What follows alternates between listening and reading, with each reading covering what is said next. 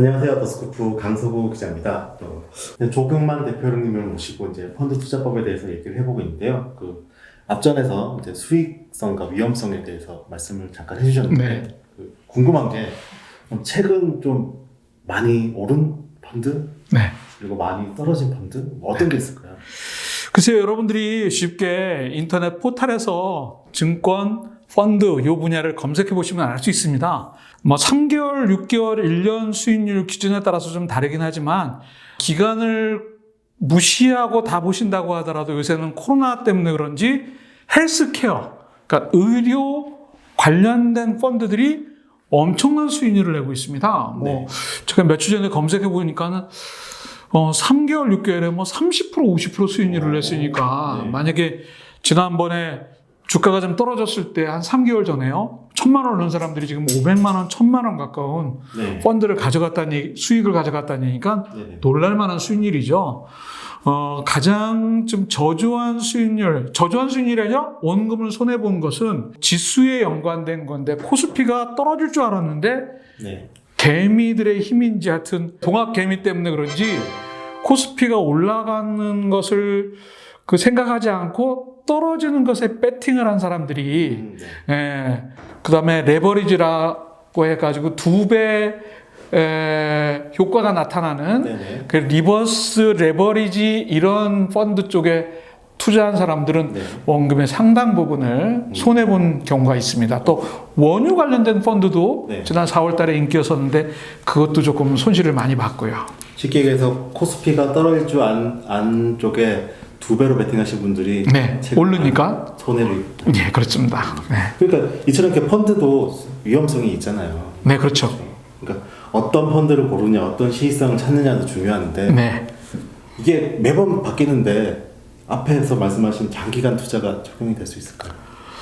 먼저 짚고 갈 게 있네요. 펀드 그러면 그 수익이 그만큼 많이 나고 손실이 그만큼 많이 나는 거야 라고만 생각하시는데 지금 우리가 얘기하는 것은 대부분 다 주식형 펀드에 관련된 얘기들입니다. 네. 펀드에는 첫 번째 수익은 거의 없지만 안정된 보통예금이나 저축예금과 같은 MMF라고 하는 펀드도 펀드거든요. 채권형. 채권형 펀드의 일종인 MMF 네. 또는 100% 채권으로만 운영하는 펀드는 수익이 나야 5%, 떨어지면 원금의 한 1% 정도 손실을 보는 그런 펀드들도 있습니다. 네. 그러니까는 안전한 MMF부터 수익과 손실의 갭이 크지 않은 것부터 지금 저희가 얘기하고 있는 헬스케어 펀드나 리버스 레버리지 펀드처럼 손실과 수익이 클 수 있는 펀드까지 굉장히 다양한 종류가 있는데 네. 이 펀드들 중에서 수익을 노리시는 분들은 당연히 주식형 펀드를 하겠죠. 그런데 주식형 펀드를 한 번에 1,000만 원치를 사가지고 3년, 5년 오래 갖고 있다 그래가지고 내가 펀드 투자에 성공하는 것이 아니라 네. 내가 1,000만 원을 일시에 투자하면 그것도 타이밍을 찍은 거기 때문에 그렇죠. 타이밍이 나한테 불리하면은 손실을 볼 수 있기 때문에 그런 타이밍을 찍지 말고 위험을 관리하는 방법으로 매월 또는 정기적으로 분할 매수를 하는 것이 수익을 얻는 것에 네. 가장 중요한 성공 요인이다 이렇게 말씀을 드린다는 겁니다. 그러면 펀드 같은 경우에는 내가 지금 얼마나 벌고 있고 얼마나 손해가 나는지를 네. 계좌를 직접 봐야 알 수 있는 건가요? 아침에 출근하면서 어저께 주식 시장에 따라서 오늘 내 펀드가 수익이 났나 손실이 됐나 금방 확인할 수 있습니다. 어차피 보통 예금이나 잔고가 얼마가 되어 있나 여러분들이 스마트폰으로 확인하는 것하고 트래픽처럼 비슷하게 확인할 수 있는 거기 때문에 네. 그 펀드를 구입하시는 분들은 증권회사만 가야 된다 이렇게 생각하시는 분들도 있는데 은행에 여러분들이 주거래 은행으로 사용하시는 은행에 가셔서 나 펀드 투자하고 싶다 적립식으로 하고 싶다 그렇게 얘기하시면 저희가 지금 얘기하고 있는 다양한 펀드들을 급여 이체 통장에서 자동적으로 이체하면서 펀드를 투자하면서 아침마다 내 펀드가 1% 수익 났네?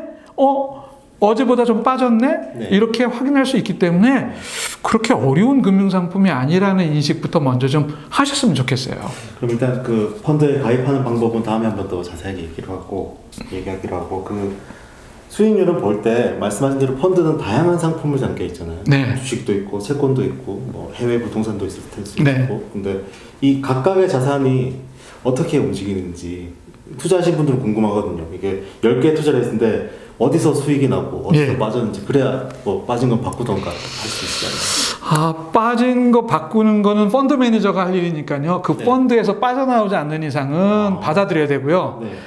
그 내용들이 어떤 주식들을 가지고 지금 결과가 어떤가 이거를 아시는 것은 앞에서 말씀드린 그 포탈에 가가지고 펀드를 직접 조회하시면 상위 10개, 20개 종목을 이 펀드가 어떤 종목을 가지고 있고 최근 얼마 동안 수익이 이만큼이 났다는 걸 확인할 수 있습니다. 네. 그건 뭐 쉽게 누구나 할 수 있는 거기 때문에 그건 어렵지 않습니다. 그런데 거기 있는 종목 그 떨어졌으니까 기분 나빠, 그거 바꿔줘, 이렇게는 얘기하지 못한다는 거죠. 그 역량은 펀드 매니저나 네. 또는 자산운용사한테 있는 것이지, 그 투자한 주식들이 별로 내가 마음에 안 들면 다른 테마 펀드나 다른 펀드로 갈아타는 것은 소비자가 할 수 있는 일이지만 펀드 투자한 주식 선택까지 관여할 수 있는 권리는 소비자한테는 없다, 이렇게 이해하시면 되죠.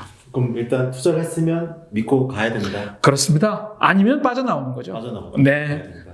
그렇군요.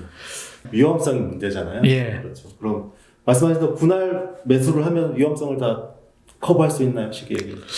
헬스케어 펀드, 인도 차이나 펀드, 뭐 이렇게 지역이나 특정 업종을 찍는 것은 저는 오히려 그 손실을 가져올 확률이 더 높아진다고 말씀을 드리고 싶어요. 직접 주는 건 주식 투자 같은 의미예요. 그렇습니다. 네. 왜냐하면 내가 그 펀드 투자를 하는 이유는 분산 투자를 해가지고 여러 종목들을 나눠가지고 네. 돈이 뭐 100억, 200억 모이기 때문에 펀드 매니저가 30개, 50개 정도의 종목을 나눠서 갖고 있으면 위험이 줄어드는 건데, 특정 업종이나 특정 지역으로 한정된다면 분산 투자 효과가 사실 사라지는 거거든요. 네.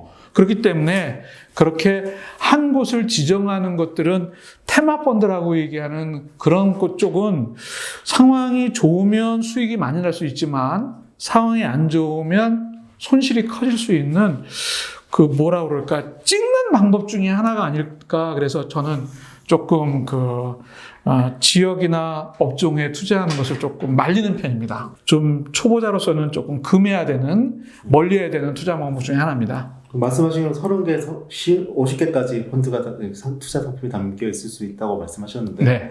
그럼 몇 개 정도 있어야 될까요? 글쎄요. 네. 이 펀드가 인기가 많아서 사람들이 이 펀드를 막 사려고 그러면 처음에는 100억으로 시작했는데 1000억, 네. 뭐 수천억까지 된다면 생각지 않은 종목까지 뭐 한 50개, 100개 정도의 종목까지도 살 수가 있죠, 펀드 매니저가. 왜냐하면 한 개 종목에 삼성전자 규모가 워낙 크기 때문에 얼마 전에 뭐 30% 이상은 한 펀드에 투자를 못하도록 되어 있는 룰을 깰 수밖에 없는 구조였는데, 네.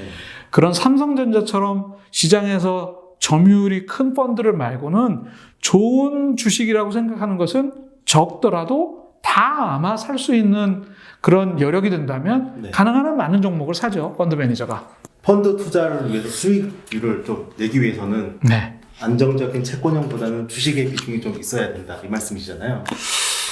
그렇죠. 결과적으로는 그런데 처음 하시는 분들이 네. 주식이 90%, 100% 이렇게 들어가 있는 것에 대한 두려움이 있을 거예요. 그래서 궁금한 게, 네. 어차피 주식으로 돈을 벌어야 된다면 네. 차라리 그냥 주식에 투자하는 게 낫지 않나요?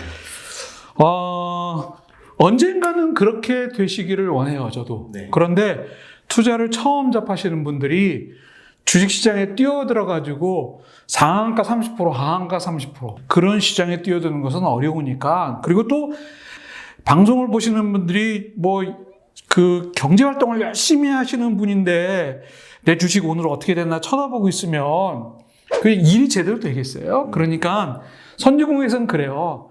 젊었을 때는 전문가한테 맡기는 펀드 투자를 좀 위험성이 적은 걸로 하고, 네.